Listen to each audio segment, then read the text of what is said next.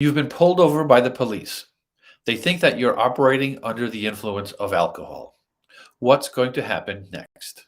Hi, I'm attorney Paul Whalen from Afford Law. At Afford Law, we practice criminal and family law throughout Massachusetts.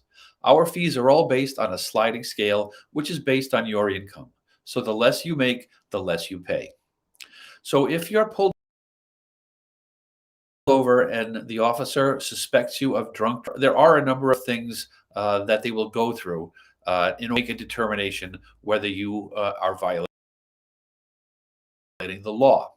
One of the primary things that they will do is ask field sobriety tests. Field sobriety tests are a series of tests. They are physical coordination tests as well as divided attention tests. So they call them divided attention tests because the officer asks you to do two things at once. They'll engage you in conversation and ask you to take out your license and registration. That's before the field sobriety tests begin.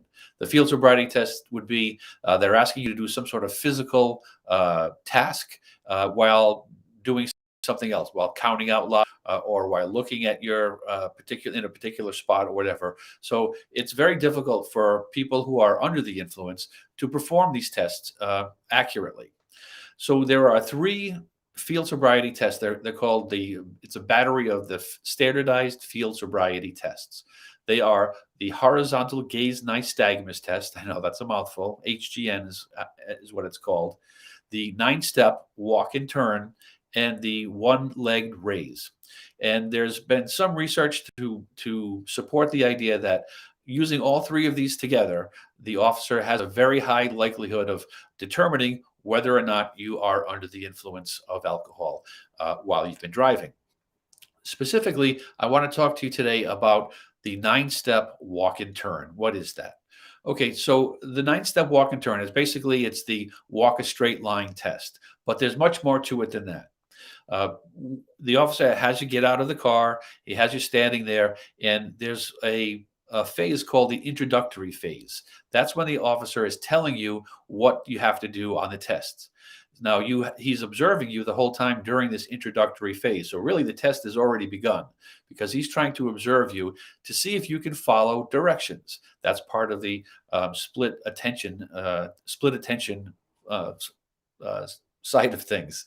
So he's asking you to stand there in a certain position, and he's looking to see if you're weaving from side to side, if you're able to maintain your balance, if you have to raise your arms for balance, and because you're you're not coordinated enough to do that. And they also want to make sure that you're not starting the test too fast. So they will say, don't start the test until I instruct you to do so. If you do start the test, they will mark that down on the report as one indicator that you are intoxicated. So even though you're very nervous and you're on the side of the road, you're there with a police officer, you're obviously very scared. Messing up on the test is easy to do. So you have to be very careful about how you perform on the test. And as I say, the introductory part of the test is all part of the overall field sobriety test and goes into the police report. So he will tell you to stand there with one foot in front of the other. So heel touching toe from one foot. It doesn't matter which one you choose, and hands by your side while he instructs you. So you have to stand in a line while he's going through the instructions. That itself can be challenging. He'll tell you that he or she will tell you to take 9 steps, walking heel to toe on a straight line, 9 steps up, do a series of pivoting turns, slow turns, turn around on the line and come back 9 steps, walking heel to toe, counting out loud as you go. So there are many ways that you can mess up on the test. If you start the test too early, if you can't maintain your position during the instruction phase, those are all indicators that you're intoxicated. As far as the actual test itself, you have 9 steps up. So that's 9 different ways, 9 different opportunities you have to show an indication of intoxication. So if you don't step heel to toe on all 9 steps, that will be noted on the police report. If you step off the line at any point during those 9 steps, that will be noted on the police report. Once you get to 9, if you go past 9, or if you go 8 or 7 or anything less than that, that will be noted on the police report as well. Once you get to 9, you have to do that particularized turn where one foot is planted and the other one pivots.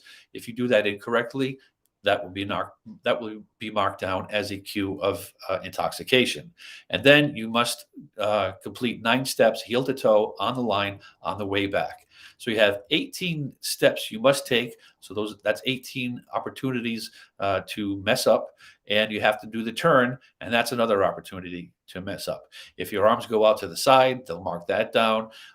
So there are many ways that you can not do well on the test, and of course the officer is looking for any signs, any indicators of your intoxication, and those are all indicators of intoxication.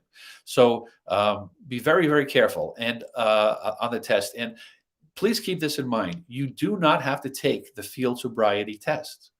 You don't have to take any of them. You don't even have to speak to the officer during the traffic stop.